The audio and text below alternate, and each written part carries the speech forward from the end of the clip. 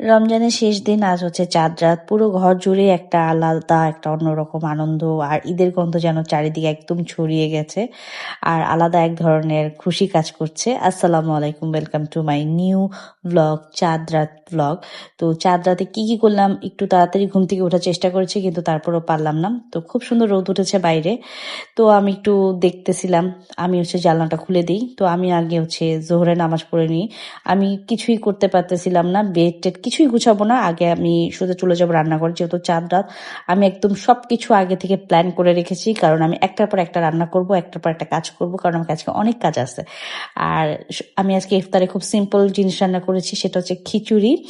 আর খিচুড়িটা কেন রান্না করেছি, কারণ এটা না খুব ঝামেলাবিহীন, তাড়াতাড়ি হয়ে যাবে, এই জন্য আমি খিচুড়িটাই বেছে নিয়েছি। আর যেহেতু আমি অ্যাকচুয়ালি বিফ রান্না করব প্ল্যান ছিল, তো ভাবলাম যেহেতু বিফ হচ্ছে সাথে খিচুড়ি করে দিই, আর রাতের বেলা আমি একটু ভাত করলেই হয়ে যাবে আর কি। মানে সেহারি তো নাই, বাট রাতে তো একটা খাওয়া ব্যাপার আছে, এই জন্য আমি বিফটাই করেছি। তো তারপর হচ্ছে আমি রান্না বসিয়ে আমি আগে ঘরটা ক্লিন করে ফেলতেছি, কারণ আমাদের বাংলাদেশে তো আমরা যখন থাকি ঈদের আগে একটা ডিপ ক্লিনিং হয়। ঈদের 2-3 দিন আগে থেকেই আমাদের সাথে তো আমাদের হেল্পিং হ্যান্ড আপারা থাকেই। কিন্তু এখানে তো সেটা নাই, আমরা ওইভাবে তো ডিপ ক্লিনিং করতে পারবো না। যতটুকু পারছি করছি। আমি আমার ড্রেসিং টেবিলটাকে একটু গুছিয়ে নিচ্ছি, নিট অ্যান্ড ক্লিন করে নিচ্ছি, প্রত্যেকটা জিনিস একটু যা যা জায়গা মতো করে রাখছি। তো আমি একটু জানলার কাছে গিয়ে দেখলাম একটা অ্যাক্সিডেন্ট হয়েছে গাড়িতে। তো ওইটা একটু দেখতেছিলাম কি হলো ব্যাপারটা। তারপরে এর মধ্যে আমাদের ইফতার টিফতার সব শেষ। আজকে যেহেতু তারাবি নেই, তো আমি একদম জলদি করে বাকি যত কাজ আছে সব করে নিচ্ছি। এর মধ্যে আমি একটু আদা রসুন পেস্ট করে নিচ্ছি, কারণ একটু ফ্রেশ ফ্রেশ আদা রসুন হলে রান্নার মধ্যে একটু বেশি ভালো লাগে। যেহেতু একটু রিচ ফুডে মানে মশলাগুলো যত ফ্রেশ হয় তার টেস্টটা তত ইনহ্যান্স হয়। তারপর একটু চা তো খেতেই হবে আজকে, যেহেতু অনেক কাজ, এত টায়ার্ড থাকবো, তো চা খেলে ফ্রেশ লাগবে। তো আমি একটু চা খাচ্ছি, আর বাইরে একটু বৃষ্টি বৃষ্টি ভাব হচ্ছে। আমি জানি না বৃষ্টি হবে কিনা। তারপরে যে এখানে আমরা একটু স্যালুনেও গিয়েছি, মনি সাহেব আর হচ্ছে মমি সাহেব দুইজনই হেয়ার কাট করতেছে।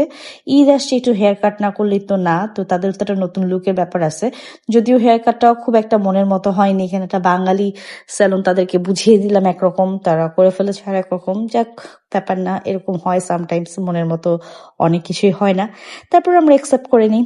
তো এর মধ্যে আমরা হচ্ছে দুধ টুধ বানিয়ে ওটার মধ্যে আমি সেমাই ফিরনি সবকিছু করে ফেলেছি। তো ওইটা আসলে ক্যাপচার করা হয়নি, আমার ফোনে অ্যাকচুয়ালি চার্জ ছিল না।